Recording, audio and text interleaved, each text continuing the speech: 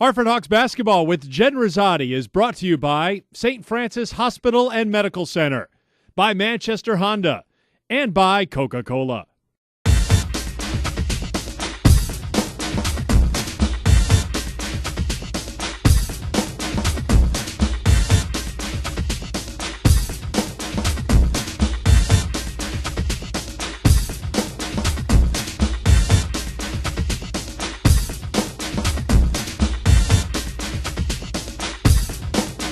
And we welcome you to the latest edition of Hartford Hawks basketball with Jen Rizzotti. I'm your host, Eric Freed, joined by the head coach of the University of Hartford women's basketball team, Jen Rizzotti.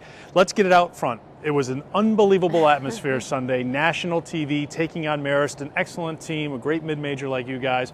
Great crowd.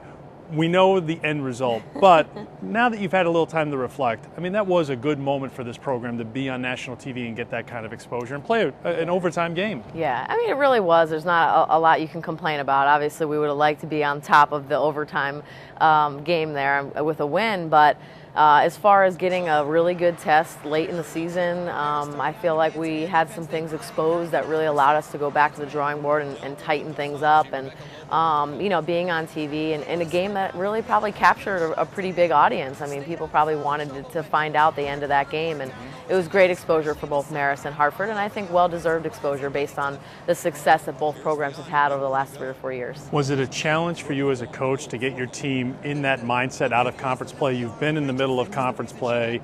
You're in a fight for first place, and you kind of step out, and now you got to step back in. Is that kind of a tough thing to navigate? I think normally, probably, I'd say yes. If it was just an average game against a random opponent at this point of the season, I remember doing that years ago, and I didn't like it, but it wasn't really hard to get fired up about playing Marist, playing on national TV, playing in front of almost a sold-out crowd, and playing for the Pink Zone week.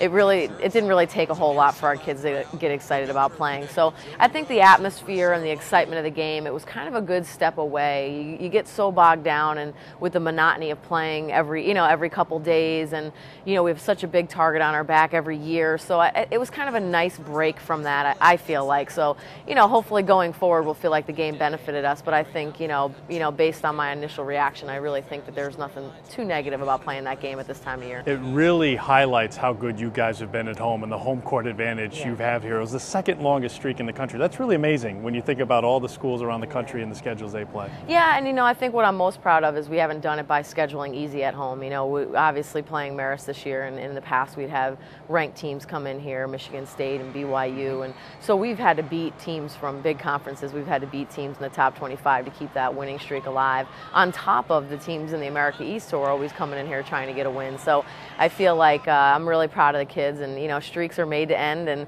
you wish they could go on forever, but we'll just have to start a new one. What do we know about your team? I mean, maybe a telling time was that last week in January. You're up at Vermont, and the team wasn't playing great, but they responded big time in the second half. I mean, I'm sure you learned a lot in that first half and some of the second half too, but what can you tell us about your team right now as we get to the end of the regular season? Well, I think we have been able to respond better when things haven't gone our way. We've been able to fight through that more, and Vermont was an example. Even Marist was an example of being down and having guys in foul trouble and still finding a way to come back and take the lead. I think you got to put yourself in that situation to see where your strength is going to come from. And the nice thing is I feel like it's come from different people, and that although we've looked to pound it inside at times this year, we've really gotten big lifts off of our bench from players like Katie Kelly or Jackie Smith. We've had guys like Mary Sylvia come in and knock down shots. Obviously, Lisa's had her moments where she's been unbelievable, and Elisha, as a freshman, has come on strong. So, when you take Erica and Diana out of the picture, we have been able to balance a really good group around them and show some toughness on both ends of the floor. And so that's the kind of improvement you want to see, not just in your starting five, but also in your depth. And I feel like we've come a long way. Still to come on Hartford Hawks basketball with Jen Rizzotti. She came up huge in last year's NCAA win over Syracuse. And Schaefer's foul! Now senior Mary Lynn Schaefer is gearing up for one last postseason run. We know what it takes to win a championship, and we're not going to settle for anything less. Get ready for a behind-the-scenes look and listen. Jen puts on the mic to give you an all-access pass to a recent game. Hey, no let up on defense here. Everybody rebound. Defense, 1, 2, 3. Defense. Freshman Elisha Mathis is handling the adjustment to college just fine, both on the court and in the classroom. She's our top scholar. Jen answers your questions and asks the coach, wraps up her tip on the two-man game, and Katie Kelly meets her match, going one-on-one with fellow senior Lisa Etienne.